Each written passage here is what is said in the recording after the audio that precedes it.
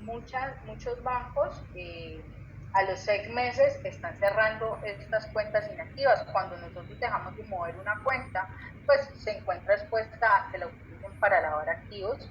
Puede que al interior de la organización o al interior de la entidad financiera pues existan colaboradores que vendan este tipo de bases de datos, y entonces estas cuentas sean utilizadas para blanquear capitales.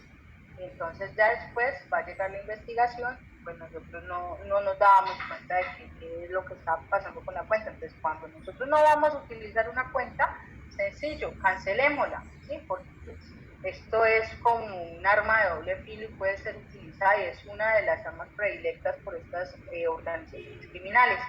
Bueno, también se pueden utilizar casas de cambio y cheques. Amnistías tributarias. No olvidemos que las amnistías tributarias provienen de la DIAN, o es un modelo que ya poco se está utilizando. Estas amnistías buscaban que de pronto las empresas que no habían declarado los activos en su declaración de renta, pues los pudieran presentar, o sea, preséntelos y no hay sanción, ¿sí? Eso era lo que buscaban las amnistías tributarias. Entonces, este tipo de prácticas lo que hacía era que pues una organización criminal, si tenía de pronto estos activos sin declarar, que los tuviera por ahí sin justificar de qué proveniencia eran, pues los presentara como amnistía tributaria. Otra de las más utilizadas es ocultar efectivo en los negocios ilícitos, ¿sí? Pero ya sabemos que pues hay dinero ilícito, pero es utilizado un negocio ilícito, y allí como tal se presenta como esa incorporación y ese camuflaje, por decirlo así. Créditos ficticios. Bueno, la modalidad de créditos ficticios es un tema que también es bien utilizado dentro del sector financiero. Entonces, sabemos que existen las declaraciones de renta en donde nosotros debemos puntualizar de dónde sacamos el dinero. Entonces, muchas de estas personas que están ejecutando este tipo de prácticas piden créditos en los bancos.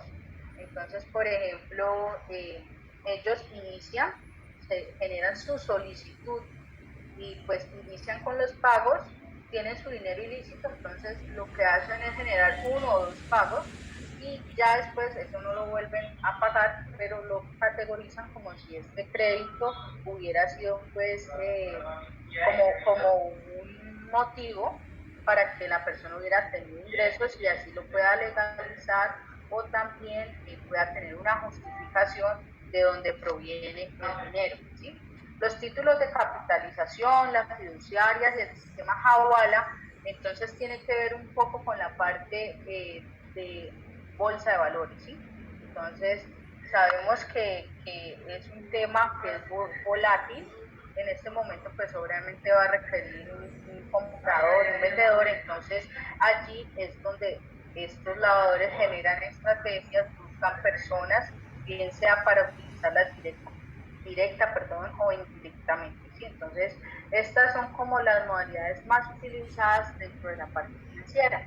Bueno, ahora vamos para el entorno no financiero. Obviamente, como se los mencioné anteriormente, existen más modalidades, pero pues estas son como las más movidas en nuestro departamento. En el sector o en el entorno no financiero, pues tenemos agencias de viajes. Entonces, ¿cómo funciona este modus operandi o esa tipología? Pues se crean clientes falsos, ¿sí? Y se factura. Esto de pronto no tiene un monitoreo, no tiene un control. Entonces, pues realmente estas empresas las crean de papel, se generan facturas falsas o clientes ficticios, lo cual va a facilitar a que el lavador pueda pues como tal incorporarse a la economía. El tema del leasing, no olvidemos que el leasing tiene que ver con la parte del arrendamiento de activos o cualquier insumo. Entonces existe una posibilidad de empezar a generar empresas de papel que supuestamente presten este servicio. Entonces ya después se generen facturas, es decir, clientes falsos, y yo estoy alquilando computadores, estoy alquilando también vivienda o vehículos. Entonces yo me creo los clientes, pero en últimas mi empresa es una fachada, ¿sí? También la venta de obras de arte, procesos judiciales. Ustedes me van a decir, ¿cómo así que un proceso judicial? Resulta que puede presentarse de que algunas organizaciones se pongan de acuerdo o personas se pongan de acuerdo y una demande a la otra, por ejemplo, por daño bien ajeno. Entonces, este tipo de práctica que va a permitir de que pronto la otra persona que demandó se gane la demanda y que el demandado tenga que indemnizarlo y asimismo se pueda generar como un motivo por el cual se va a legalizar dinero, ¿sí? O sea, lo que ellos buscan es motivos para decir de dónde proviene el recurso. Entonces, a través de un proceso judicial y una demanda también se puede presentar. En juegos de suerte de azar, también hay utilización en las loterías, en el chance, de pronto en muchos insumos que ustedes en este momento están viendo, que el W-Play, que el Betplay, o sea, una infinidad de modalidades de juegos de suerte de azar, los casinos. Entonces, ¿cómo opera?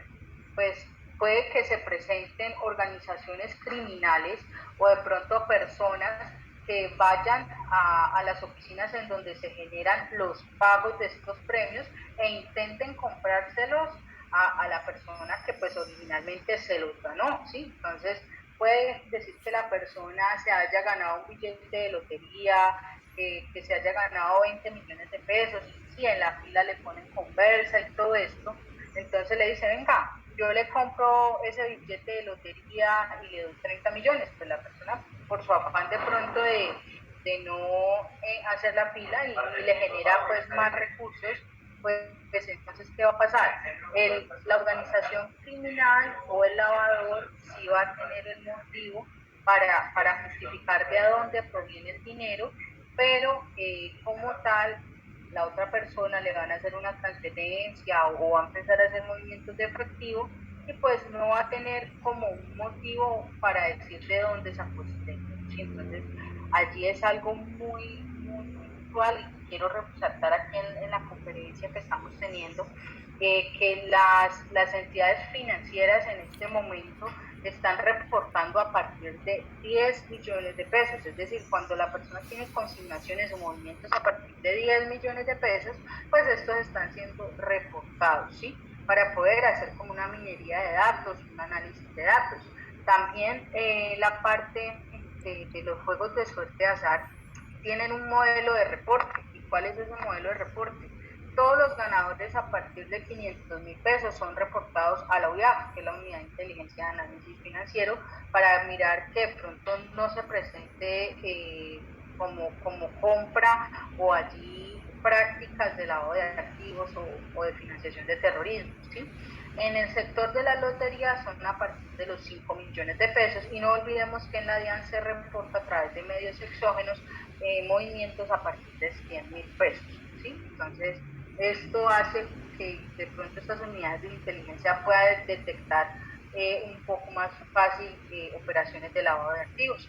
Bueno, y para finalizar, en estos entornos, pues tenemos el entorno de nacionalización de recursos, sí, que pronto este es como más de interés para las personas que manejen comercio internacional, la parte de logística, porque se presenta una subfacturación de importaciones o sobrefacturación de exportaciones o el precio broker. Sí, entonces el tema de esta subfacturación y sobrefacturación es que se presentan ventas falsas o compras falsas y el peso broker tiene que ver con el movimiento también de bolsa de valores. Entonces se ponen de acuerdo y empiezan a blanquear capitales o a lavar activos a través de estas modalidades. ¿Sí? Bueno, entonces vamos a darle continuidad. Resulta que el tema del lavado de activos, que nos afecta a todos, ¿sí? O sea, ¿cuál es la mejor práctica? Sabiendo que estamos de pronto ante una realidad virtual que nos obliga a tomar como acciones preventivas y frente como tal a comportamientos de esta actividad ilícita. ¿Sí? Entonces, en este momento es un ambiente propicio para que estas organizaciones criminales ejecuten su cometido, ¿sí? Que es lavar activos. Bueno, entonces resulta que en Colombia existe un esquema de lucha contra el lavado de activos. La primera etapa es la prevención, ¿sí? Entonces, esta prevención es generar como una cultura, ¿sí? Una cultura a través de campañas que se presenten en las empresas de acuerdo a la normatividad vigente. Ya después de esto tenemos la detección, ¿sí? Entonces, ¿qué significa la detección? Entonces, es identificar estas organizaciones criminales y los recursos de origen ilícito. Posterior a ello, tenemos una etapa de juzgamiento que corresponde al análisis o a la valoración de todas las evidencias que se han sido presentadas por parte de las autoridades judiciales, ¿sí? Bueno, entonces tenemos, después del juzgamiento o ese análisis de todas esas evidencias, tenemos la etapa final, que es la investigación, en donde se viene un proceso judicial, donde la información presentada por las autoridades competentes, pues ya tiene unos medios probatorios y algo más contundente para, como tal, generar una sentencia o una condena. Entonces, bueno, allí podemos pasar a hacernos una pregunta, ¿sí?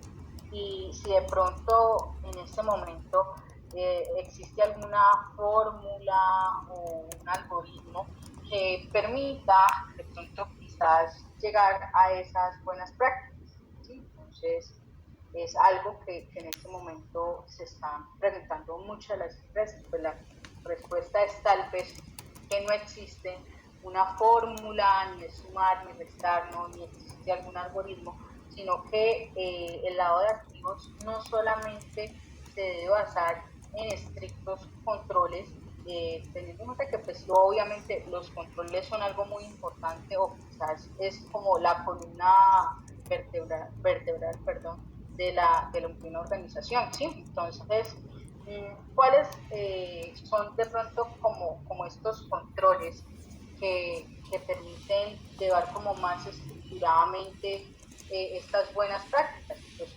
una de estas es la debida diligencia, ¿sí?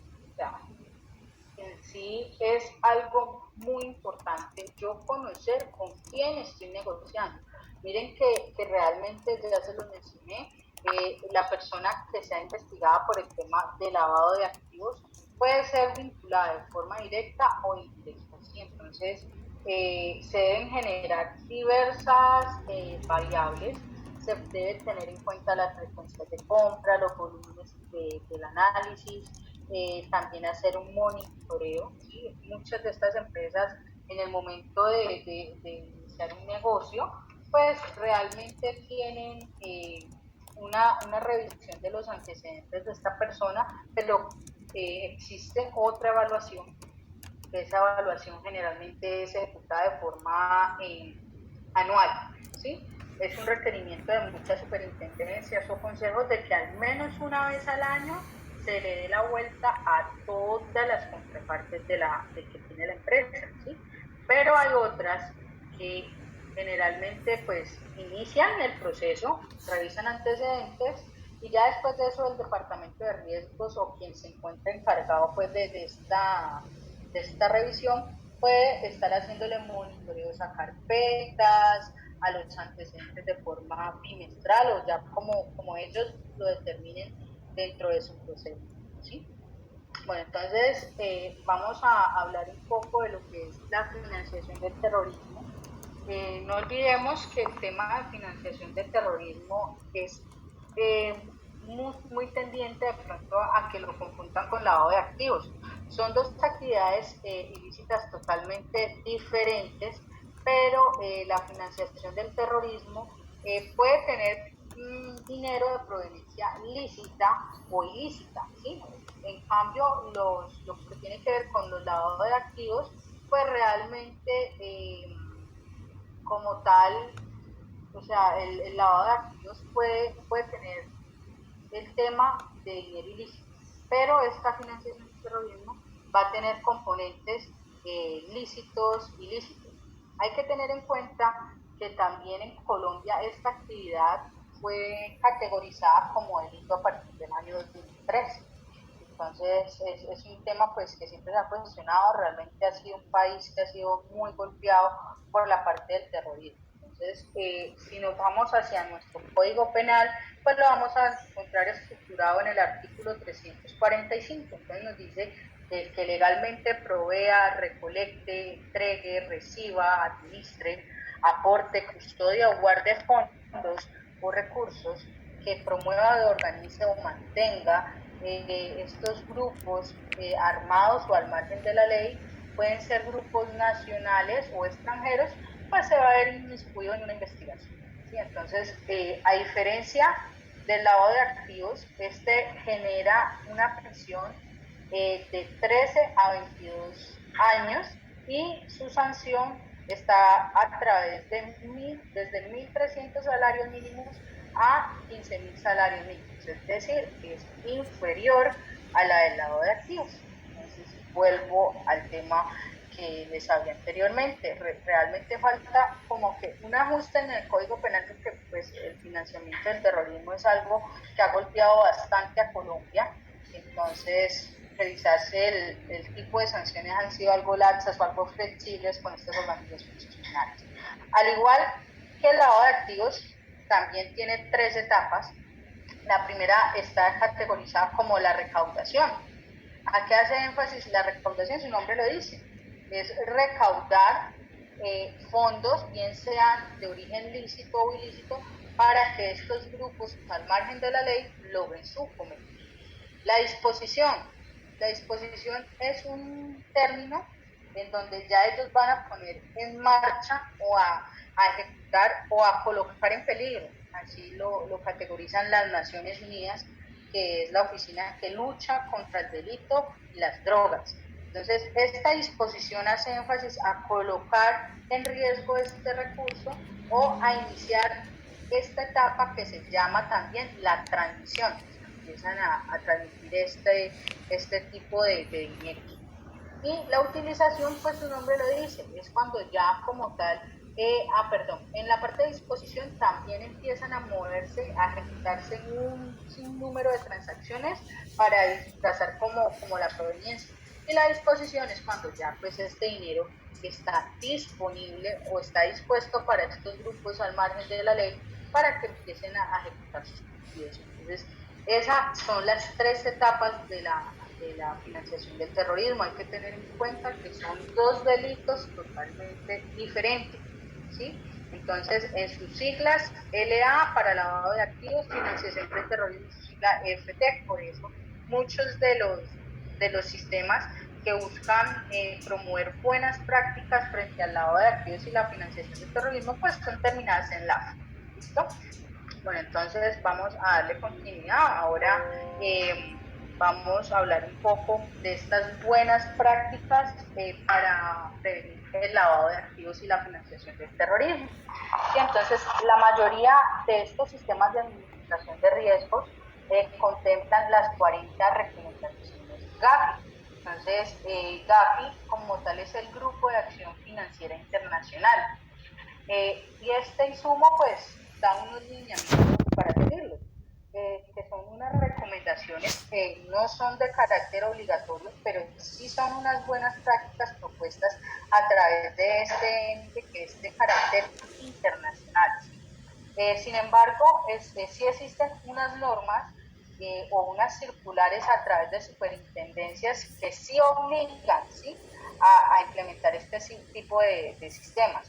También podemos puntualizar que dentro del Estatuto Orgánico del Sistema Financiero, puntualmente en su artículo 112, literal D, nos habla que las entidades o un sistema financiero debe como tal implementar, ¿sí?, implementar este tipo de sistemas. Pero muchas empresas van a decir, ¿cómo así? Yo no soy del sistema financiero. Entonces, sí, no somos de un sector financiero, pero el hecho de que de pronto tengamos esta cantidad de operaciones, pues me va a conllevar a que yo deba también implementar este tipo de sistemas, a tener un oficial de cumplimiento que implemente, que monitoree los sistemas de administración de riesgo y lo más importante, que evalúe la efectividad de los controles, ¿sí?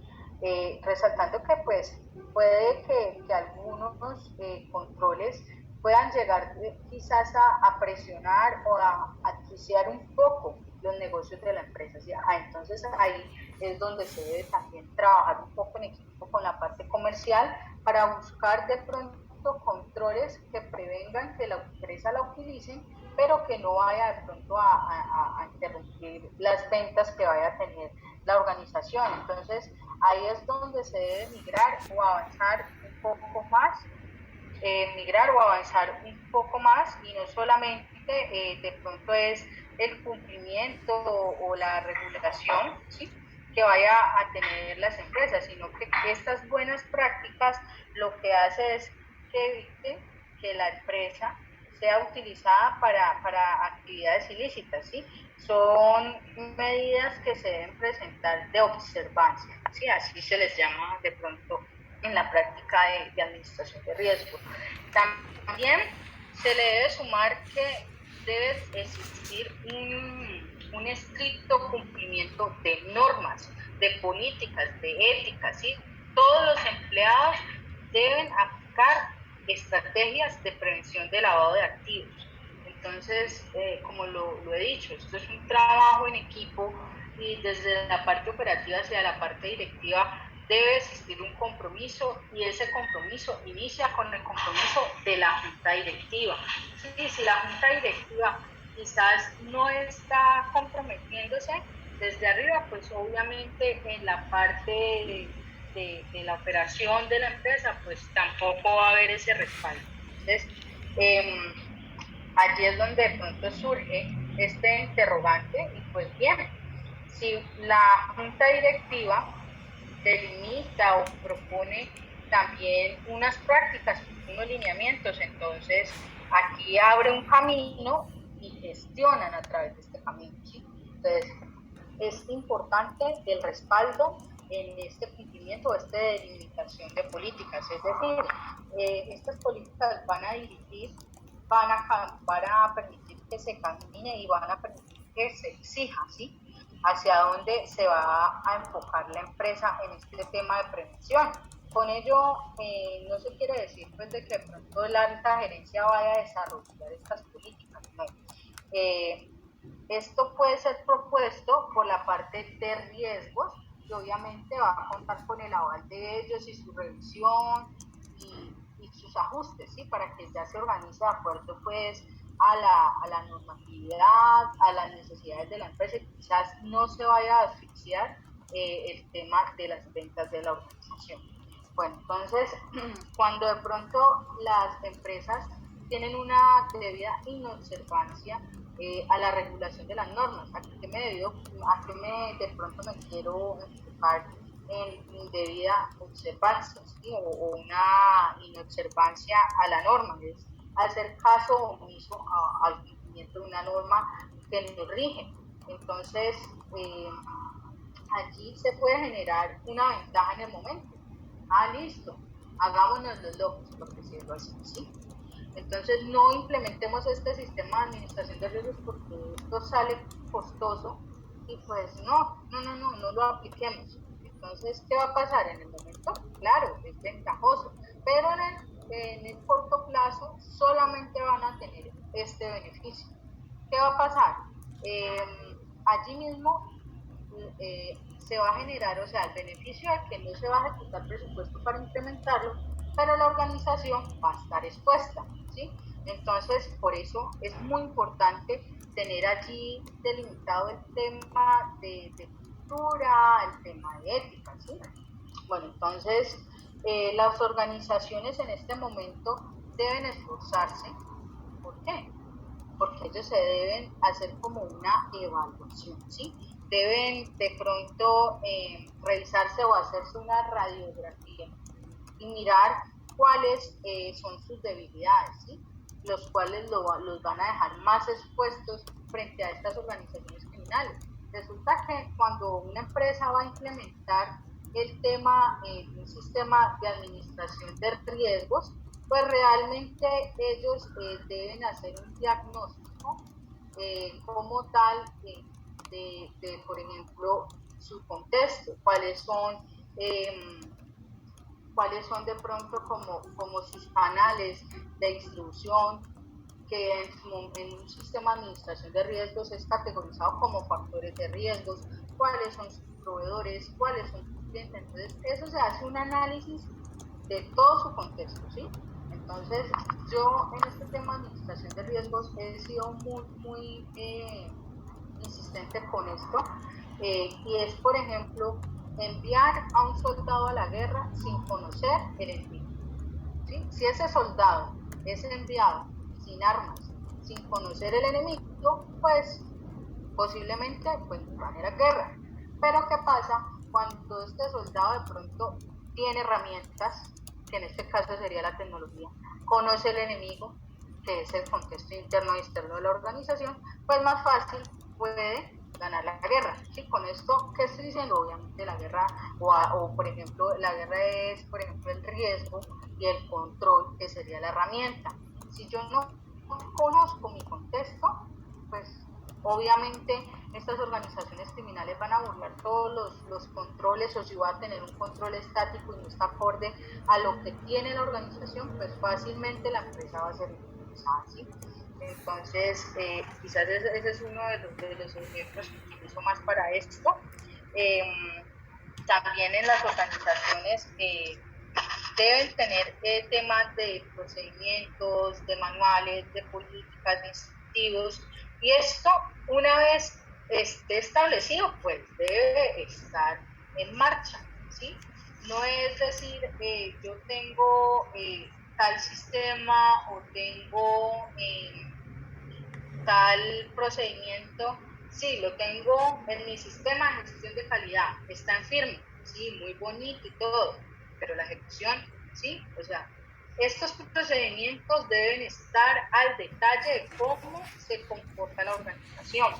No es solamente tenerlo colgado, estandarizado, muy bonito en nuestra gestión de calidad y que no lo quitamos, no, o sea, todo lo que esté ahí plasmado en ese procedimiento, en ese manual, así mismo se debe comportar en la empresa. ¿Qué pasa con algunas organizaciones? Algunas organizaciones, por el afán de darle cumplimiento a la implementación de un sistema, están copiando manuales, políticas, procedimientos e instructivos de otras empresas, ¿sí? Entonces, ¿qué pasa? Que muchas veces esas organizaciones así pertenezcan a un mismo sector, pues no tienen el mismo comportamiento. Entonces va a llegar el momento de la auditoría y le van a decir, venga señor, usted está ofreciendo, señor o señora, usted está ofreciendo a través de su procedimiento que esto lo hace así. Por favor, muéstrame la carpeta de vinculación de tal persona. Entonces ustedes de pronto puede que lo tengan como puede que no. Entonces todo lo que esté ahí escrito se debe cumplir, ¿sí? En pro de que la empresa no sea utilizada en ninguna de sus contrapartes. No olviden que no solamente es con mi cliente, no, yo debo analizar hasta los accionistas de la empresa constantemente, ¿sí? Porque de pronto un accionista que posiblemente se vea involucrado en una investigación por el tema de lavado de activos o financiación de terrorismo, va a ir a un riesgo asociado del que ya hablamos anteriormente, y es ese riesgo reputacional, el daño de la imagen, el deterioro del nombre de la empresa. Puede que se presente el cese de actividades, puede que se presente sanciones. Entonces ahí es donde vamos viendo que este tipo de escándalos o de investigaciones dañan el riesgo reputacional, o sea, hay un riesgo reputacional, daño de imagen, en la parte operativa, porque va a haber un cese de actividades legales, ¿sí? Porque van a haber sanciones por estos entes pues, controlantes, y obviamente un riesgo de contagio, porque si tenemos alguna de las contrapartes, entonces eso se va a repercutir dentro de la empresa, ¿sí? Entonces, ahí es un caso en donde vemos los 4 riesgos asociados. Bueno, entonces, muchas de las organizaciones en este momento están iniciando con una puesta en marcha de estos procedimientos, de estos manuales, pero también hay otra falencia, de que elaboran los manuales, no se los socializo a mis colaboradores, ¿sí? Entonces, no solamente es de pronto generar o estandarizar estos procedimientos, sino que también pues podamos tener como una debida diligencia hacia el cliente final, es decir, que pronto yo conozca desde mi proceso productivo, o sea, todo hacia mi cliente final, ¿sí? No solamente es mi proveedor y ya, no. Yo tengo que conocer también mi cliente final, tengo que tener una mayor observancia, tengo que ampliar una debida diligencia, la cual debe ser mutua, ¿sí? Entonces, de tanto de allá para acá. ¿Para qué? Para que se genere un espacio o una confianza al negociar. Si de pronto yo no conozco o, por ejemplo, no estoy haciendo esta debida diligencia o no estoy conociendo mi contraparte, pues yo no voy a poder negociar plenamente porque voy a estar intranquilo, pues si soy una empresa organizada, ¿sí? Si de pronto soy una empresa que pues realmente solamente estoy allí como por vender, vender, vender y facturar, pues no de pronto le van a ver esta computación, ¿sí? Entonces, el tema es que ambos deben conocer quién va a ser su contraparte y esto va a generar un espacio propicio y más en la parte de comercio internacional, en la parte de logística. ¿Por qué? Porque se va a promover unas buenas prácticas, ¿sí? Y es algo que ya pues vamos a pasar a ver en el tema de estándares BACS. Bueno, entonces, esta confianza también es apreciable en dinero, ¿sí? Y la organización que va a lograr también tener una mejor práctica. Entonces, bueno, para de pronto concluir con este tema de buenas prácticas, no se debe de pronto ejecutar por cumplir una norma. No existe una fórmula mágica. Lo que se requiere en este momento es una implementación basada en riesgos. En últimas, ¿qué es una implementación o un enfoque basado en riesgos? Es hacer lo que nos toque hacer, ¿sí? O sea, hacer las cosas bien.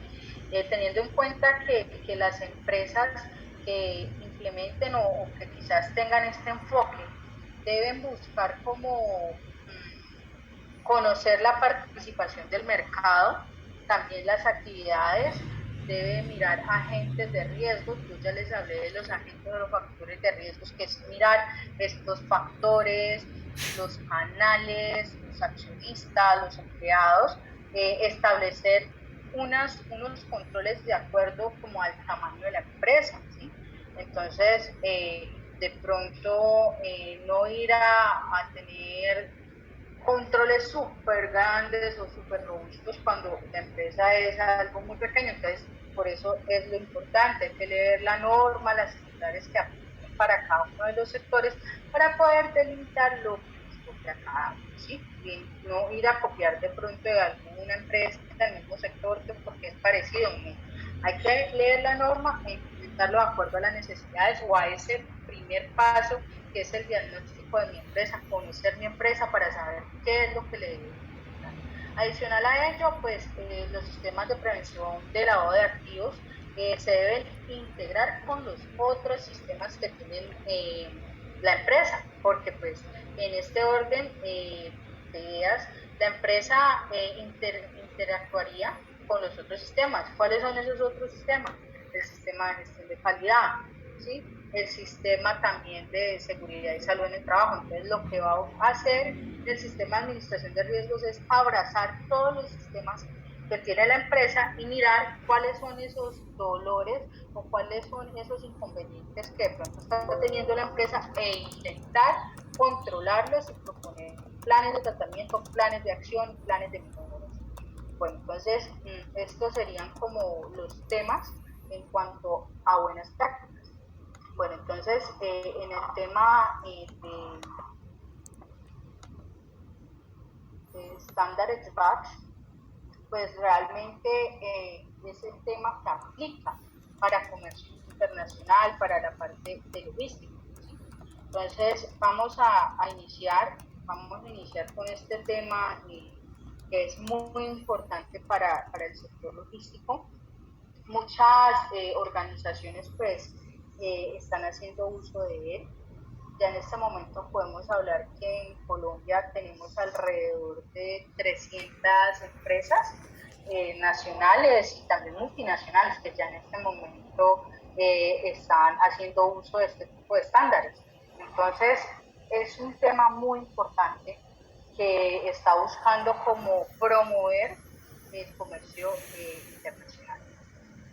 Sin más preámbulos, vamos a iniciar. Realmente estos estándares BACS son un programa de cooperación que tienen las empresas privadas con organismos que son nacionales y extranjeros, ¿sí?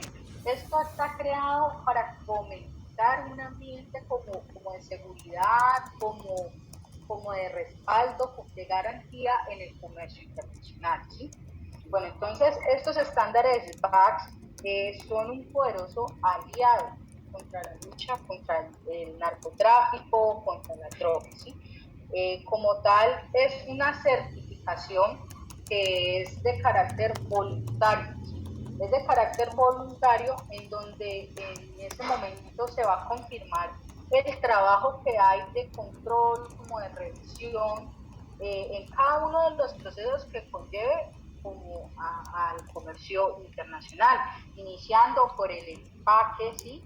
El embarque y el transporte de la carga, es decir, generar un respaldo, una garantía de que de pronto no va a existir posibilidad alguna de que esta mercancía esté contaminada por medio de contrabando, de drogas, de lavado de activos, sino que esto sea una garantía, o sea, un garante desde el inicio hasta la etapa o el destino final que tenga este producto, ¿sí?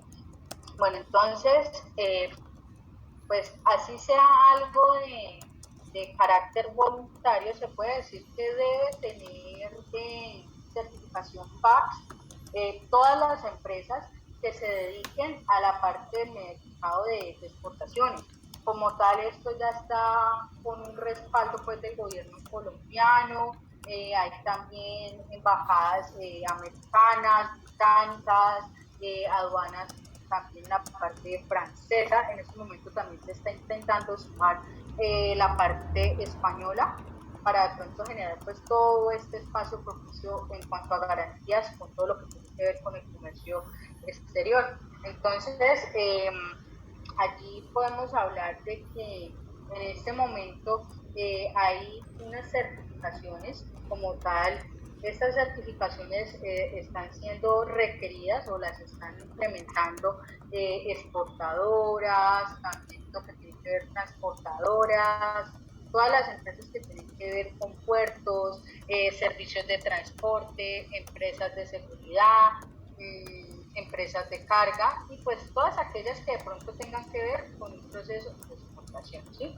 Entonces, no olvidemos, es algo de carácter voluntario, pero lo que hace esto es, sí, tengo mi estándar, pues estoy diciendo que yo vengo con todos los protocolos de prevención de lavado de activos, estoy generando unas buenas prácticas, me dejo que de pronto la persona con que voy a transar me conozca, voy también a conocer esa otra contraparte, se va a generar un espacio propicio para negociar, va a haber fluidez y obviamente como hay garantías pues va a haber movimiento de dinero y se va a mover con mayor fluidez este tema de negociación. Bueno, en Colombia, como yo ya se lo mencioné anteriormente, tenemos alrededor de 300 empresas que se han logrado certificar. La empresa allí pues va a tener menos posibilidades que las puertas se le cierren en el extranjero. Ahora bien, pues podemos pasar a validar un poco el tema de validez o qué validez tiene esta certificación. Esta certificación es anual, ¿sí? Se realizan visitas periódicas para poder como, mejor dicho, es como una certificación parecida a la de calidad, ¿sí? Y se realiza de forma anual. Entonces, estas visitas y esta de certificación también son realizadas por personal del BACS, ¿sí? Y los agregados también tienen visitas de aduanas de Estados Unidos y de Francia a la fecha, ¿sí? Bueno, entonces, hoy en día el tema de estándares BACS es un tema muy importante, igual o más que una certificación de calidad o una certificación ISO. Las compañías de seguridad también deben certificarse en la parte de seguridad, de vigilancia, también las empresas que están enfocadas a la parte de escolta, de mercancía de puerto, también el personal de la empresa pues debe estar totalmente capacitado para manejar toda la parte de control, el manejo de los contenedores, la identificación, la inspección que deben tener ellos mismos dentro de todos estos contenedores para poder aprender de pronto a detectar falsas caletas, o sea, todo el tema de contrabando, de narcotráfico. Entonces, el proceso de selección para los estándares BAC son mucho más exigentes, ¿no? En ese orden de ideas, perdón. En ese orden de ideas, la implementación o el sistema de selección que existe para estas personas que implementan esta certificación de calidad o quienes evalúan son más exigentes, ¿sí? Tienen un estándar mucho más alto, eh, requiere de pronto que los procesos que tienen una empresa inviertan más recursos. ¿Por qué? Porque pues, se va a hacer de una forma más minuciosa, pero va a generar también más fluidez, que la empresa tenga más oportunidades, que pueda vender. Bueno, entonces algunas empresas o entidades que apoyan los estándares BAC, que son pues el tema de comercio exterior, son servicios de aduanas en los Estados Unidos. Tenemos también embajadas, dirección de aduanas de otros países, también está el Ministerio de Comercio Exterior, tenemos políticas antinarcóticos, direcciones de aduanas, también está la ANDI, las cámaras de comercio y las cámaras de comercio también colombo-americanas. Entonces, no podemos pues olvidar que esto es un sistema que busca una cooperación y evita el contrabando de mercancías y narcóticos. Bueno, entonces, este programa o este sistema lo que hace es incentivar o incrementar los mercados, puede fomentar la cooperación interinstitucional, internacional, reduce que de pronto se presenten riesgos en el movimiento de las cargas, va a fomentar la productividad y a permitir que se presente una expansión dentro del comercio internacional, ¿sí? Respecto a todo lo que tiene que ver a la cadena logística, eh, la parte pues de comercio exterior. Entonces, existen diferentes requerimientos. Ya nosotros hablamos un poco de este estándar, ahora bien, vamos a algo más específico que es requerido por la OIAF, que ya hemos ido hablando, de pronto sea el tema de operaciones inusuales para la OIAF, ¿sí? Entonces, resulta que la OIAF en este momento también rige a todo lo que tiene que ver con el transporte, comercialización de metales, notarios, o sea, hay diferentes sectores que están obligados a implementar, ¿sí? Este tipo de reportes, de, quizás también de operaciones inusuales, de sospechosas, bueno, dependiendo del sector en donde estemos. Pero vamos a hablar de dos componentes muy importantes, los cuales en este momento pues son como un garante para que estas unidades de inteligencia puedan como tal llevar a cabo con éxito sus análisis. Entonces el primero es el ROI, o reporte de operación inusual. En términos castellanos, o algo muy básico, una operación inusual es aquella cuya cuantía o característica no guarda relación alguna con la actividad económica que se está ejecutando en el momento, o que por su cantidad, por sus clientes, por sus números, se salen de los parámetros de la normalidad. ¿Cómo así? Entonces podemos llevarnos al tema de una empresa que comercialice de pronto productos, ¿sí? Digamos, mercancía, y generalmente eh, en el mes venda alrededor de 10 millones de pesos, ¿sí? Entonces, este tema es que de pronto ellos tienen un comportamiento usual. Cuando ya de pronto esta empresa ya tiene un comportamiento que viene dentro de una usualidad, pues realmente el tema es que se presenta un comportamiento que se sale de este parámetro y ya es algo inusual, ¿sí? Entonces, digamos que esta empresa normalmente vendía alrededor de 10 millones y llegó diciembre y vendió 70 millones. Obviamente es una operación virtual porque se están saliendo como del margen que ellos siempre han tenido.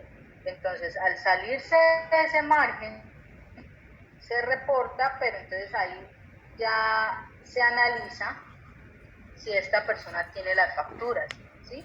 Si hay un medio probatorio, las facturas, toda la parte de transacciones, a mí me permite evidenciar de que realmente ese movimiento inusual se presentó por el incremento, por la temporada, y hay un soporte, nada, es una operación inusual, es algo que no se presenta constantemente, es una operación inusual, ahí no habría lío, porque pues ya lo analicé y pues no hay inconveniente alguno. Ahora, sigue el siguiente componente, que sería el reporte de operación sospechosa o el famoso ROS. Cuando nosotros nos hablan del ROS, pues nos están hablando también de actividades realizadas por una persona natural, por una persona jurídica, cuya cantidad o característica no se enmarca dentro de los sistemas o prácticas pues, normales, eh, que tenga una organización, ¿sí? O sea, no hay un razonamiento justificado para yo sustentarlo. Entonces, si seguimos en el ejemplo del almacén con su ropa, con su tema de ventas, pues si realmente llegó la época y yo le pido a la persona que me justifique, que me enseñe el porqué de esa variación o de esa fluctuación que tuvo el desarrollo regular de la empresa y no tenemos de pronto una justificación o unas facturas, esto debe ser reportado inmediatamente como una operación sospechosa, ¿sí? En este momento uno puede decir, no, es que yo no tengo certeza, o sea, ¿cuál es esa característica de este reporte de operaciones sospechosas? Uno, es reservado, ¿sí? Que es lo más importante.